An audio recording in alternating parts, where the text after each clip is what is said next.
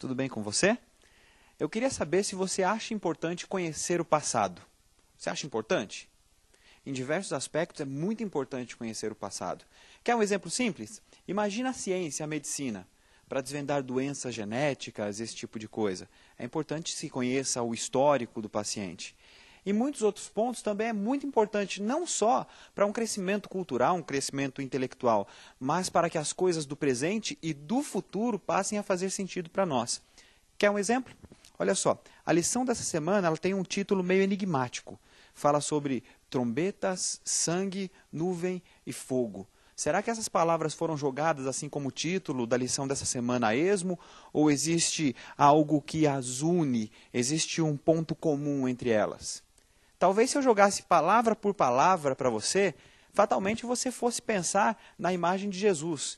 Olha só, quando se fala em sangue, automaticamente você pensa no sangue que nos lavou e que nos purificou do pecado.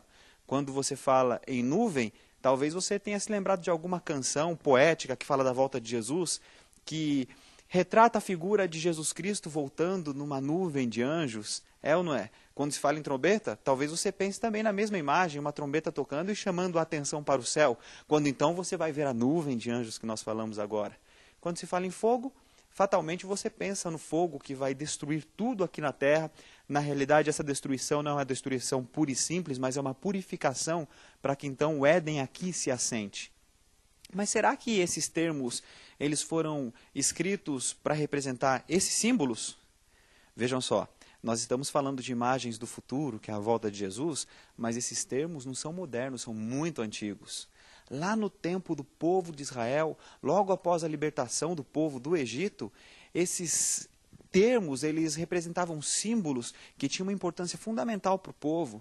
As trombetas se tratavam de duas trombetas de prata, material batido, forjadas à mão, que só o sacerdote poderia tocar. Será que essas trombetas tinham alguma relação com essa trombeta que em breve nós vamos ouvir? Que vai chamar a nossa atenção para o céu? Será que o sangue, naquela ocasião, tinha relação com o sangue de Jesus? O sangue que lavou as nossas vestes, que nos purificou do pecado? Será que o fogo daquela época tem alguma coisa a ver com o fogo purificador, que nós falamos ainda há pouco também?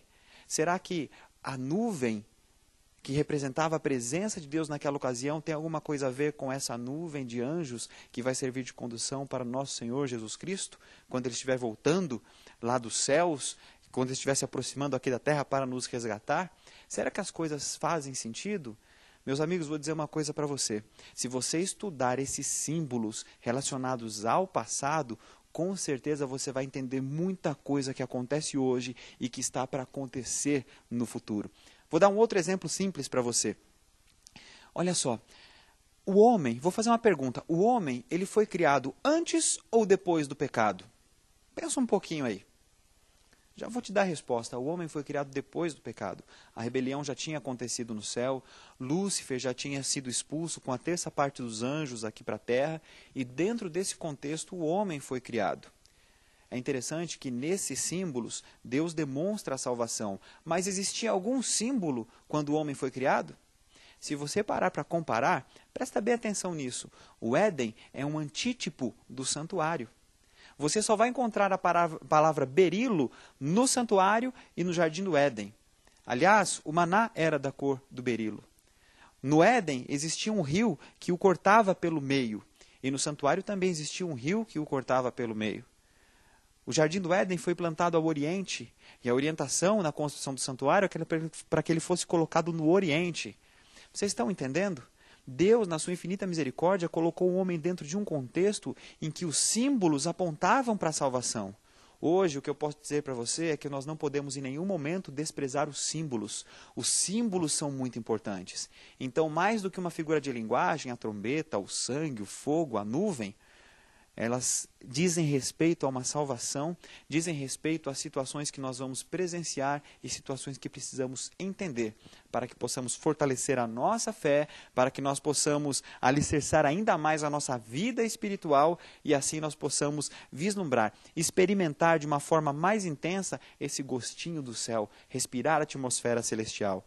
Estude os símbolos do passado, estude o passado, e é o que nós vamos fazer essa semana. E pode ter certeza que você vai experimentar uma comunhão completamente diferente. As coisas farão muito mais sentido para você. Acredite em mim e estude a lição. Você aproveita que você está aí no site, já clica aí, ó, que tem um link que te manda para a lição da Escola Sabatina. Lá você lê. São páginas curtas por cada dia. Dá uma olhadinha ali. Pode ter certeza que as coisas vão ficar muito mais claras na sua mente. Um abraço e a gente se encontra.